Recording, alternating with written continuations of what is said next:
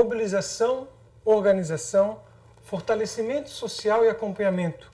Este é o tema do segundo capítulo do nosso curso, que abre o segundo módulo. A autora está aqui com a gente, Evaniza Rodrigues, e nos acompanha mais uma vez Ana Cláudia, para adentrarmos nesse mundo da participação e da mobilização. Evaniza, o que leva as pessoas a participarem? Bom, as pessoas participam se ela percebe que aquela participação, que aquela ação que ela está fazendo, vale a pena, tem resultado concreto, melhora a qualidade de vida dela, incide efetivamente naquela situação. Então, se ela participa de um evento, de uma atividade, de um processo que traz para a vida dela elementos que ela não tinha antes, ela verá que aquilo vale a pena. Ela não vai participar se for apenas atividades para cumprir tabela, para ser um evento esporádico e que não vai trazer nada de mudança na vida dela. Efetividade naquilo que ela reivindica, naquilo que ela participa, que haja resposta aos seus anseios. Exatamente, porque a gente precisa pensar que o processo do trabalho social, e especificamente a mobilização, é um processo de aquisição de direitos. Ela está fazendo a moradia como porta de entrada a uma série de direitos. Então, esse caminho que vai sendo feito, vai sendo construído a partir do momento que as pessoas são chamadas a participar da decisão do rumo da comunidade, do bairro e da cidade que ela mora. A partir daí, a gente tem que todos os atores que participam, que incidem nesse processo, que participem. Não estamos falando só da participação da população, mas estamos falando, por exemplo, de espaços legítimos, reconhecidos, onde se faz a pactuação das intervenções que vão ser realizadas. E é um desafio, não, Evaniza, você atuar como técnico social num território, considerando a diversidade de realidades que tem no Brasil.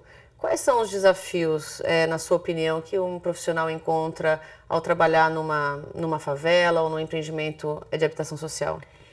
Primeira coisa é isso, entender que esse território já existe e ele já tem relações, ele já tem uma história. Aquele espaço foi um espaço de conquista, foi um espaço de luta, foi um espaço de resistência. Entender que história é essa. Entender como é que esse território se conecta a outros territórios. Por exemplo, numa área que já foi ocupada há muito tempo, aquela relação, aquela rede de relação já está estabelecida naquele território. Então, qualquer intervenção tem que respeitar, conhecer e respeitar e também buscar coletivamente transformar essas relações. No caso de empreendimentos novos, o empreendimento habitacional não pode aterrissar como se fosse um disco voador naquele bairro, né? Ou seja, descolado daquela realidade. Porque as pessoas vão frequentar os mesmos espaços, vão transitar entre o espaço do conjunto e o espaço externo do conjunto. Então, por isso também que agora a orientação da portaria do Ministério das Cidades é que não se pense só no espaço delimitado do conjunto, mas sim naquela área. E isso vai fazer também que a gente consiga ler como é que a população já se organiza naquele território. Seja nas organizações formais, associações de moradores, cooperativas, grupos de mulheres, como outras formas de agregação das pessoas, o clube de futebol, o grupo de jovens que faz rap, o grupo de jovens que faz alguma atividade esportiva, essas outras formas ou culturais que vão também fazer parte dessa leitura desse território para que esse novo conjunto faça parte dessa cidade e melhore junto esse pedaço de cidade onde é que eles estão morando. Em outras situações, você pode inclusive enfrentar conflitos de comunidades, de interesses, de situações, e também o trabalho social vai ter que enfrentar esses conflitos. Para isso, ele também precisa ter uma estratégia específica, não simplesmente identificar que o conflito existe e se isentar dele, mas buscar encontrar quais atores são necessários para mediar esses conflitos. Então, o objetivo final de um processo de participação efetivo seria o fortalecimento dessa comunidade?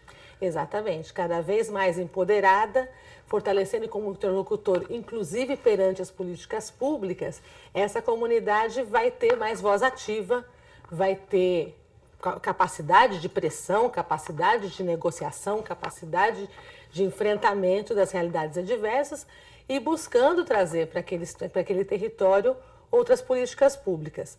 Mas, fundamentalmente, é um espaço de reconhecimento do ser cidadão, que aquele território é um território de realização de direitos.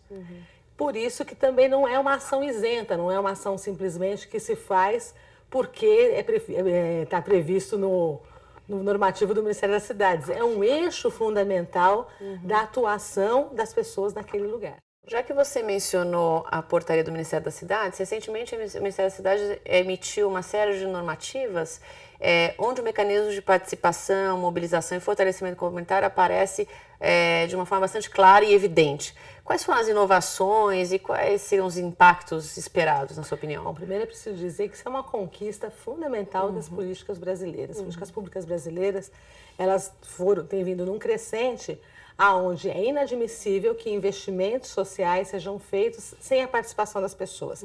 Mais que a participação, sem o controle social, decidir como, o que, aonde. Então, a tomada de decisão, ela é fundamental. O impacto disso é que, com certeza, se a gente for nesse sentido, as políticas serão muito mais, a sua implementação será muito mais aderente às necessidades daquela comunidade. Então, claro, os programas nacionais terão diretrizes gerais, diretrizes que valem para todo o território, mas ao você ter um processo de diálogo, de troca com aquela comunidade, o produto disso é muito mais relacionado àquela necessidade, ao enfrentamento daqueles problemas e superação das situações adversas daquele território. Então, essa é uma mudança bastante grande, né?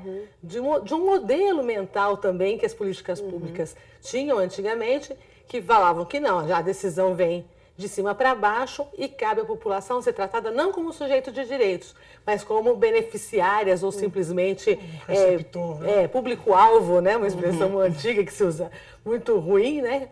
Alvo de políticas decididas por outros. Nesse caso, estamos falando diferente, estamos falando de políticas que são construídas desde as instâncias de participação formais, como os conselhos, como o orçamento participativo, como as conferências, até a aplicação naquele lugar com aquele grupo de famílias. Claro, democracia dá trabalho, dá bastante trabalho.